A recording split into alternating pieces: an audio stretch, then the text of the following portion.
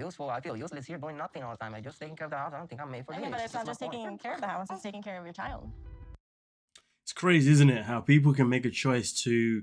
Well, I mean, obviously, sometimes when it comes to having children, you know, pregnancy isn't always necessarily a choice. Sometimes it can happen by accident.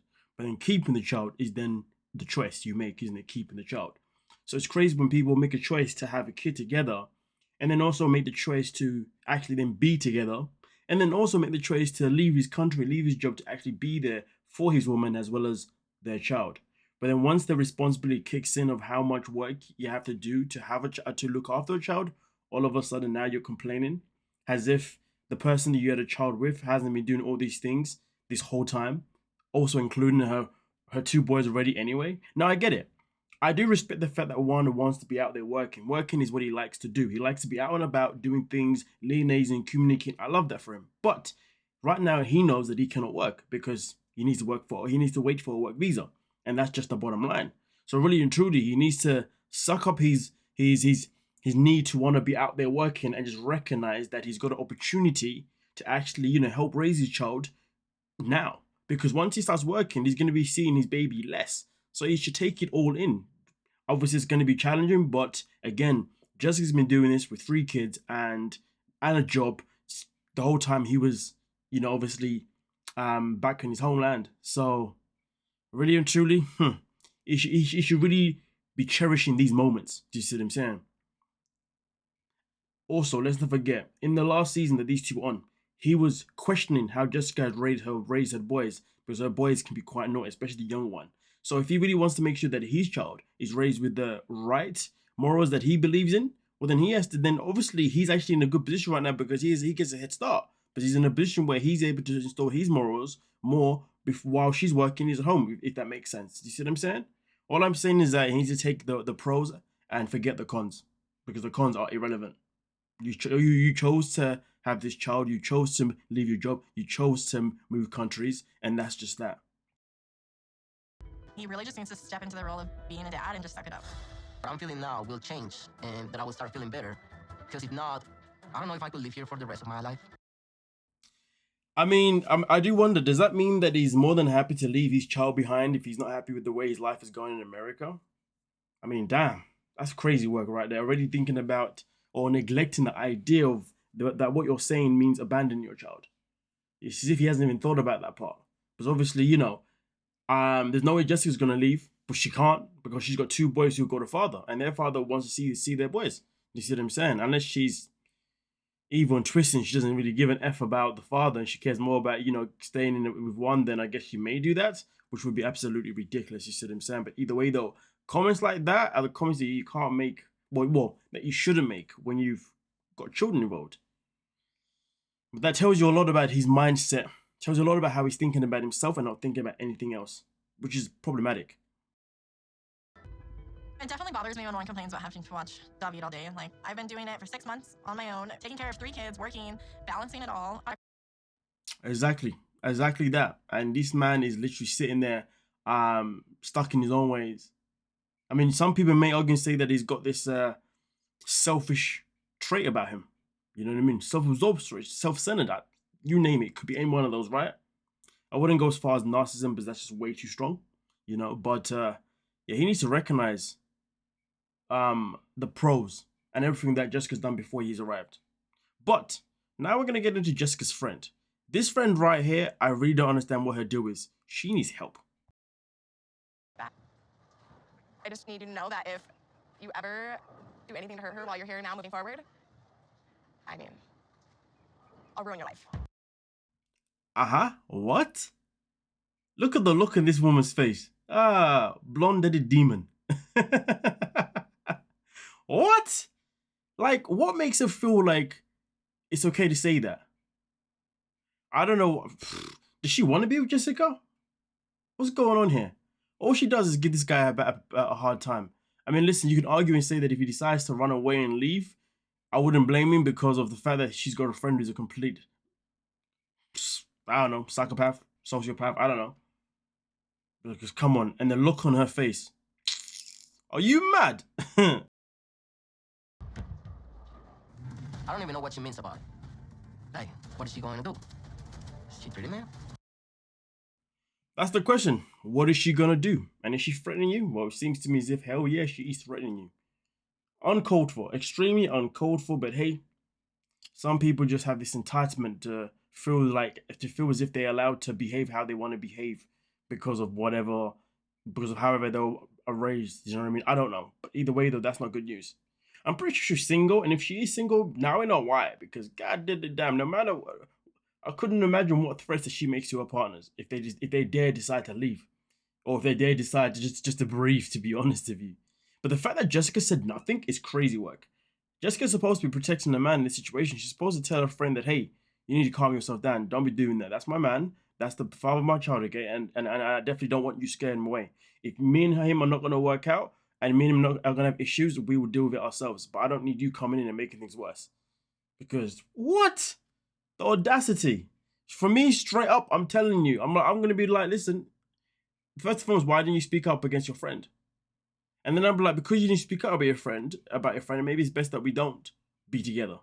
Because it tells me like where your priorities are. I mean, listen, it just get me thinking bare mad different things, you see what I'm saying? But either way, the way she's gone about it, Jessica in particular, about not saying anything whatsoever is ridiculous, because they're supposed to be showing a united front. If they've got a future if they've got a future together, they have to obviously start working together. They got to start protecting each other. You know what I mean? They got to start being careful. You know what I mean? Like just being a team. But there's no team with these two. When he talks, he's talking about things that involves impacting him. When her friend talks, she ain't saying she is. Jessica, when she does talk, I would say that she does talk as if she's trying to, talk about them two as a unit. I give her that. I say probably for the most part.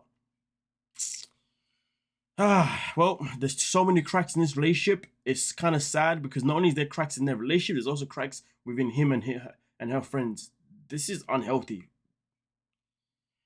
Well, let me know your thoughts. But hey, let's keep it moving. A stripper since she was 18. I'm really that jealous, possessive, Middle Eastern mentality, so I don't. It's crazy, right? Why would you date someone who's a stripper if you know you're jealousy? And then to also have the audacity to say this as well, which is crazy work. Like it.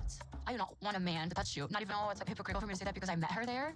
But I also understand that right now, her being a single mom of 3, that's...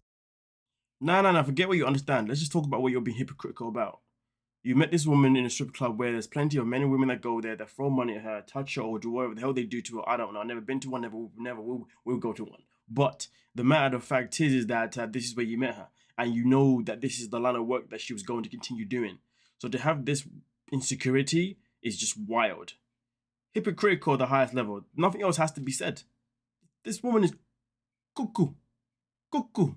That's what's really bringing her a lot of money. Presents. Oh, yeah. Antonella have many toys. All ex-boyfriend bring some gifts for the Antonella. Not gonna lie, when she said, oh, ex-boyfriends, I was like, how many ex-boyfriends is there?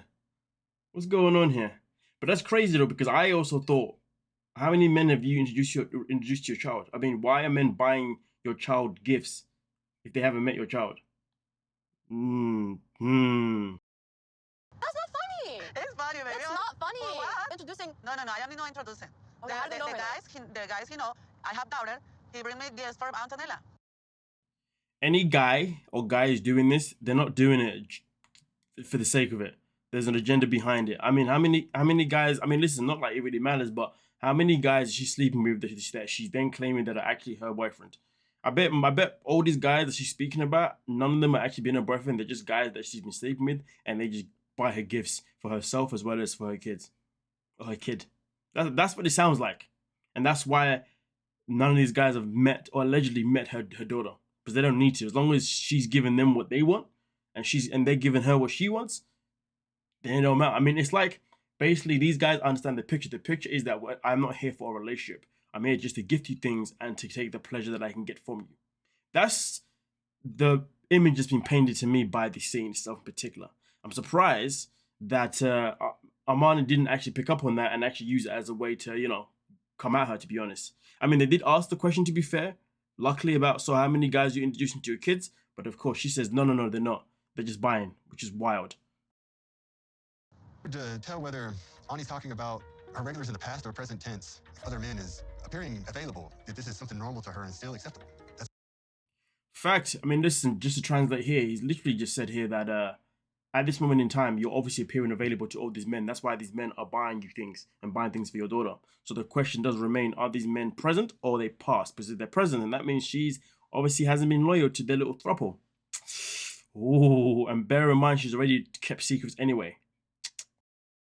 It's a red flag in a relationship. Are we like friends, or About he's you? the boyfriend and I'm the friend, or She doesn't nothing, baby. you don't say anything? No, Okay. she's baby. I'm not surprised that she hasn't told her child. If she hasn't told her family the truth, then why would she tell her child the truth? Just face it, you guys are being hidden. It's that simple. You know what I mean? I don't know who's worse at this.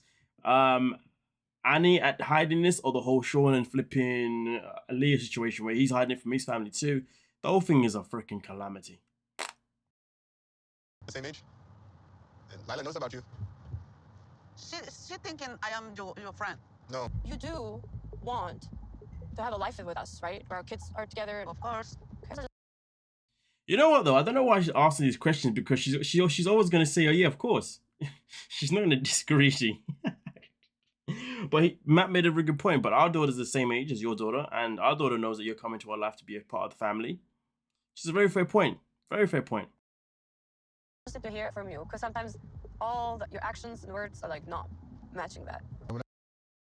The fact that she sat there and said that your words and actions don't match, I don't like the fact that she said it so subtle. She should have said it really like firm and said, "Listen, I need to know, is what you're saying the truth because you've said this and then you've done this instead?" Give those examples. Make it abundantly clear that you're not that you're inconsistent with what you're saying. So now is the time to tell us the truth. But instead, saying as if you're beating around the bush, as if you're scared of the reaction, you're scared of losing her. Hell with that. You need to find out the truth, because you are about to potentially introduce this woman in your life to your kid. And then also on top of it, let's not forget, Matt, from what I understand, is either going to or has divorced his wife so he can marry Annie to bring her to the States. But then again though, that is on them, because they took that leap to want to do those things or have those ideas, not fully knowing about this person being completely committed. So any steps that they have done on their side, to be fair, yeah, they can blame Annie for it. But at the same time though, why did you do it if you didn't get the full confirmation of certain things? Because you've done certain things already to like potentially getting divorced already, talking about bringing it into your home ready to your child, but yet you haven't even had none of these conversations with Hanny before actually making the choices of your child as well as the divorce. So that's on them too. Do you see what I'm saying? It's weird how you do all those things first and then have these conversations. Doesn't make any sense. I'd be wanting to take another step with someone who doesn't really have feelings for me. I can't have you shut down this relationship. I'm not like trying that. to. So she finally tells him the truth about what Annie said. Annie said obviously at the time to Armani that, hey, I'm here for you, not for him. It's funny because, you know, he says what he's going to say, and she said, I hope you're not trying to shut it down. Let's be real. If it was said the other way around, let's say she had said, oh, I'm here for Matt and not necessarily for you, she would have shut down that relationship ASAP. But you know the double standards in this relationship, right? Matt's a clown for he's a clown for putting up with her antics, to be honest with you. Their relationship is obviously clearly based on double standards. There is no equal at all. It's her say, and then that's about it. But boy, if that's how he wants to roll, then that's how he wants to roll.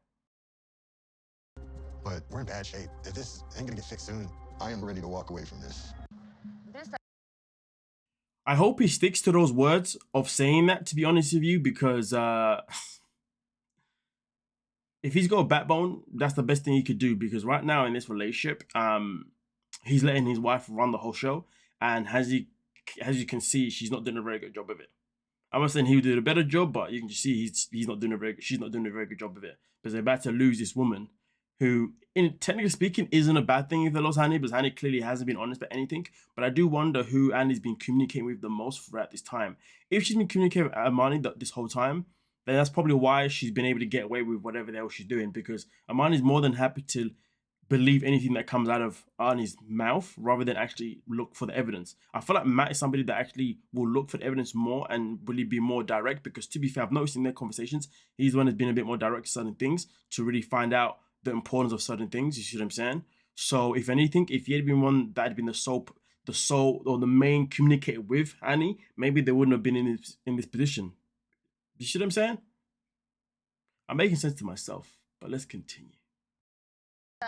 Mark tell me he's break with you, and the innocent is you break with Mark. Oh, okay, so that's not what happened.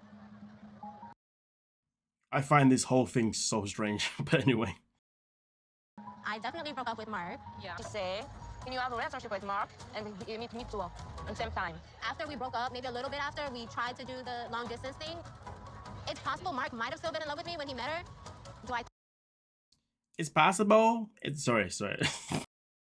think that I was the one who got away? I would say probably. Well, The confidence behind this one, probably.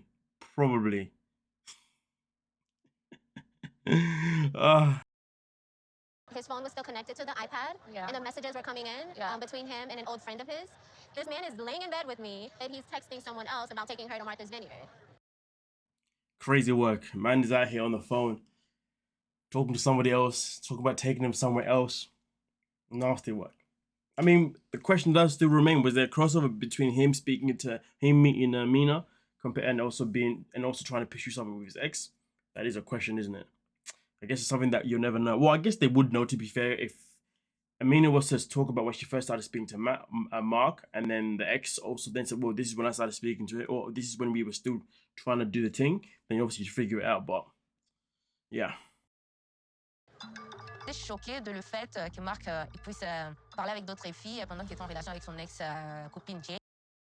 So right here, she clearly makes it abundantly clear that she's aware that Mark was obviously speaking to other women while she was in a relationship with his ex. So she's very aware of it. He's too involved into Mark's relationships. Yeah. Everybody say, can you sign the prenup? And face, I say, okay. Okay. And the Mark don't help me. He didn't have your back during that? No, and I cry. I have bad week. Of course, I mean, obviously, you know, Mark is a people pleaser, right? I don't think Mark is someone that's built for confrontations, to be honest with you. In fact, he's probably someone that if he does get confrontational, it probably doesn't look good. I mean, he probably gets really angry, so maybe he tries to not get confrontational at any means necessary because he wants to keep the peace and, you know. See, with that, or maybe just a Libra, because us Libras don't like confrontations. Yeah. Anyway, we continue. Like somebody, they just don't like them. And I don't know if they ever will. So before we get into this couple as well here, I will say this: Mark and Mina. Well, Mina obviously meets Mark later on and obviously says, you know, everything's okay. I do trust you, which I don't understand because you just found out that he was talking to other women when he was with his ex. So I don't really get that. Maybe there'll be more to come, obviously, as the season continues. But with that being said, though, let's get into these two funky people. Is there anything you're not liking here? You can tell me now. Or need privacy, Oh, privacy. yeah, in the house. So I'm in the house. you're always home. Imagine telling someone who lives in their own house that you're always at home. I'm sorry, but that is crazy work. Yeah, you're always at home. Well, it's my house. What do you want? Well, what am I supposed to do? Go live next door? Sorry, that's just ridiculous. I'm always home. Most of the times, that's all. I'll always be grateful for Mrs. Russell's hospitality, but I feel like she's made it easier for Greg to stay in the house. I mean, truth, 100%, 1000%. Yes, she has made it easy for her son to stay in the house, but it's either way, it is still her house. Greg, As far as me being out of the house more, that just offends me a little bit. That's all. I mean, it's in my house. yeah, I know. Yeah. Also, your house, you're free to stay. Imagine saying to someone, it is your house, so yeah, you are free to stay. You're telling me I'm free to stay in my house? You know, at first I questioned maybe it was like a language barrier, or maybe is not even a language barrier, more is like maybe she's trying to say something, but she's not wording it correctly. But the more and more I see this clip, the more and more I'm like, nah. She knew exactly what she was saying here. Yeah, anyway, let's continue. Yeah. Yeah. We had intruders here. I'm gonna have to talk to Gregory about that. A little taken back by I it. just wanted to see her reaction. That is wild. I just wanted to see her reaction. Who does that? To their partner's mother, parents, family members. What?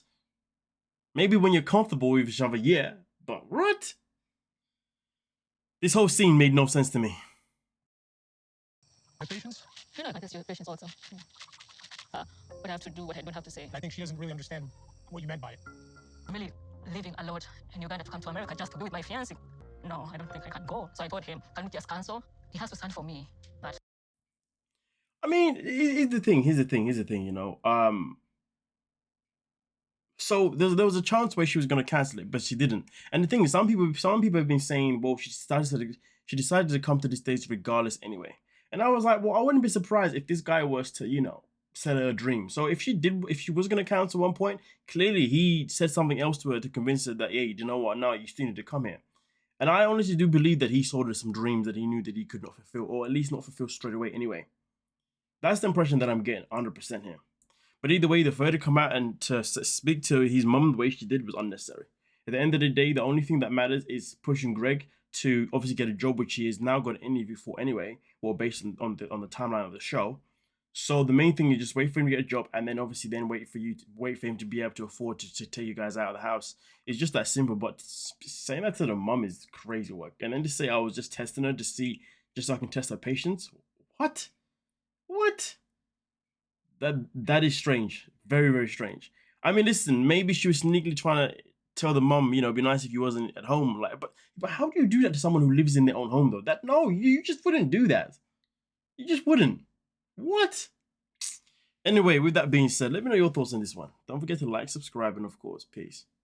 Also, when she says that he has to stand for me because I was going to cancel, that tells me that clearly he told her he was going to have her back no matter what. And he's not doing that, which is probably why she's upset with him for this. Anyway, peace.